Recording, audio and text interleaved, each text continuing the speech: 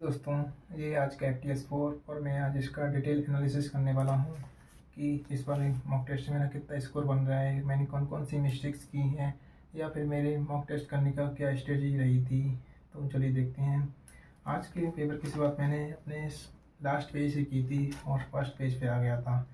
मैंने इस वजह से किया था कि मैंने अपने पेपर को दो भागों में डिवाइड कर लिया था। पहले मैंने उन क्वेश्चंस को किया था जो मेरे से पहले एक बार में हो रहे थे या एक बार में हो गए थे। तो इस प्रकार से मैंने सारे क्वेश्चंस कर दिए थे एक बार में, तो जो मेरे से हो गए थे। और जो क्वेश्चंस नहीं बन रहे थे उनको मैंने सर्कल कर लिया था। जो मतलब जो क्वेश्चंस काफ़ी टाइम कंज्यूमिंग थे या उसमें टाइम लग रहा था, तो ऐसे मैंने पहली बार में काफ़ी सारे क्वेश्चंस कर लिए थे। फिर दूसरी बार में जो क्वेश्चंस किए, जैसे कि मैंने उन क्वेश्चन को सर्कल कर रखा था। और इस तरीके से क्वेश्चन करने का फ़ायदा भी होता है क्योंकि हमारे वो क्वेश्चन सही हो जाते हैं जो हमसे पहली बार में हो जाते हैं या ईजी होते हैं। नहीं तो हम मतलब कि टफ करने के चक्कर में अपना जो इजी क्वेश्चन है उसको भी नहीं कर पाते, उसको भी छोड़ देते हैं।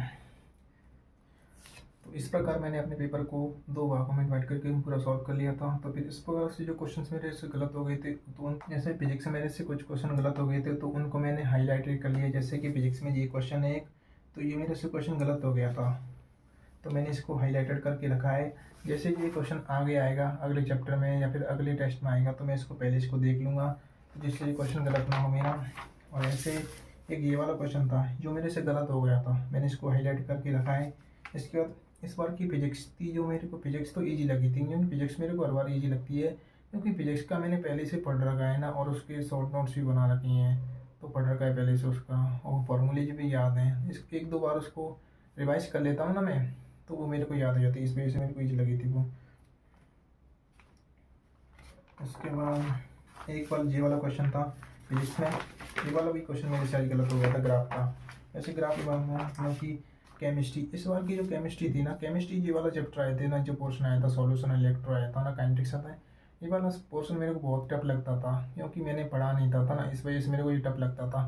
मतलब मैंने पढ़ लिया है मैंने अब ये, तो मतलब कि मेरे को ईजी लगने लगा और क्वेश्चन भी सारे सही होने लगे अब तो।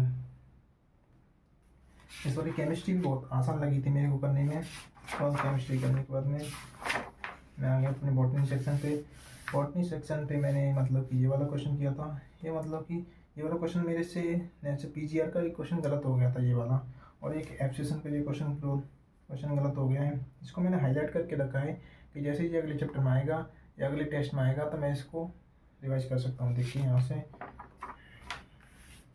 बायोलॉजी में ये वाला क्वेश्चन मैंने गलत कर दिया। आज पढ़ लिया था मैंने, कई बार इस क्वेश्चन को पढ़ लिया था, किया भी था पहले, फिर भी ये क्वेश्चन मेरे से गलत हो गया। यही चीज़ तो बस मेरे को देखनी है कि मतलब मेरे से ये क्वेश्चन गलत हो गया। मैं तो यही तो बता रहा था कि जो क्वेश्चन मेरे से गलत हो रहे हैं क्यों गलत हो रहे हैं, यही तो देखना होता है ना टेस्ट एनालिसिस में। बस इस बार अब मैंने अपने टेस्ट को ऐसे डिवाइड किया था कि सबसे पहले मैंने अपने लास्ट पेज पे गया था। लास्ट पेज पे मैंने यहाँ से करना स्टार्ट कर दिया, यहाँ पे आ गया था। यहाँ पे करने के बाद वही मैंने स्टेज, इस बार मैंने वही रूल फॉलो किया कि मैंने पेपर को ऐसे करना है, दो स्टेज में करना है, दो स्टेज में करना है, एक स्टेज में करना है, एक बार में पूरा करना है, दो बार में पूरा करना है। तो मैंने पेपर को पहले एक बार पीछे से स्टार्ट किया और पूरा पेपर कर लिया। जो इजी क्वेश्चन थे वो तो पहले से हो गए थे, और जिसमें कैलकुलेशन हार्ड थी या फिर मतलब कि टाइम लग रहा था उस क्वेश्चन को मैंने बाद में किया, तो जिससे मतलब उसमें टाइम भी बच गया, पेपर सही से हो भी गया बस। तो हर बार की तरह मतलब कि ये 4th FTS है मेरा, और इस बार मतलब कि हर बार टेस्ट में जैसे जैसे एक एक नंबर दो दो नंबर बढ़ते जा रहे हैं, तो इस बार भी मेरा मॉक टेस्ट में स्कोर बढ़ा है। और फाइनली इस मॉक टेस्ट में मेरा स्कोर बना है 502। तो मेरा था 490 और इसमें है 502, क्योंकि इस बार का चैप्टर है ना वो मैंने रिवाइज पहले से कर रखा था, फिजिक्स का भी सही थी इस वजह से। और आगे भी ऐसे ही करता जाऊंगा तो बढ़ता जाए शायद, और ऐसा नहीं है कि बढ़ता ही जाए या घटता जाए, स्टेबल भी हो जाता है एक टाइम पे जाके, वहाँ पे स्टेबल हो जाता है तो नंबर बढ़ते भी नहीं है घटते भी नहीं है, वहीं रुक जाता है ना। तो आगे पता चलेगा, अभी तो कर रहा हूँ। और कुछ क्वेश्चंस ऐसे भी थे जो मैंने पहले मतलब कि EITS में आ चुके हैं ना जो क्वेश्चंस, वो इसमें भी इस FTS में भी आए, वही क्वेश्चन सेम क्वेश्चन रिपीट हुए हैं। तो इस मतलब ऐसे क्वेश्चंस का ऐसे क्वेश्चंस का ज़्यादातर चांस होता है कि ये नीट में भी आ सकते हैं। तो ऐसे क्वेश्चंस हमको ज़्यादातर हाईलाइट करके रखने चाहिए या फिर उनको देखते रहना चाहिए ऐसे क्वेश्चंस को जो बार बार क्वेश्चंस रिपीट हो रहे हैं टेस्ट में। और बस आज का पेपर ठीक था, बस मॉडरेट था, सही था, ज़्यादा हार्ड नहीं था, नीट के हिसाब से नीट के लेवल के हिसाब से ठीक था। ऐसा ही पेपर नीट में आएगा बस। ठीक है गाइस, और आपको अगर ये पेपर चाहिए तो मेरे को कमेंट करना, या मैंने अपना इसका टेलीग्राम का लिंक डाल दूँगा कमेंट में, वहाँ पे से आप ये पेपर देख सकते हैं, अपलोड कर दूँगा। अगर आपको कोई पुराने पेपर भी चाहिए या इंटेंसिव बैच का पेपर चाहिए पुराना, तो वो मैं अपने टेलीग्राम पे अपलोड कर दूँगा, वहाँ से आप ले सकते हैं। अगर आपको कोई पुराना टेस्ट या फिर इंटेंसिव बैच का टेस्ट चाहिए तो मेरा टेलीग्राम है, मैं उसका लिंक डाल दूँगा कमेंट बॉक्स में, वहाँ से आप ज्वाइन करके ले सकते हैं, मेरे को कमेंट कर सकते हैं, या फिर मेरे को टेलीग्राम मैसेज कर सकते हैं कि मेरे को ये वाला टेस्ट चाहिए, तो मैं उसको अपलोड कर दूँगा वहाँ पे, वहाँ से आप ले सकते हैं।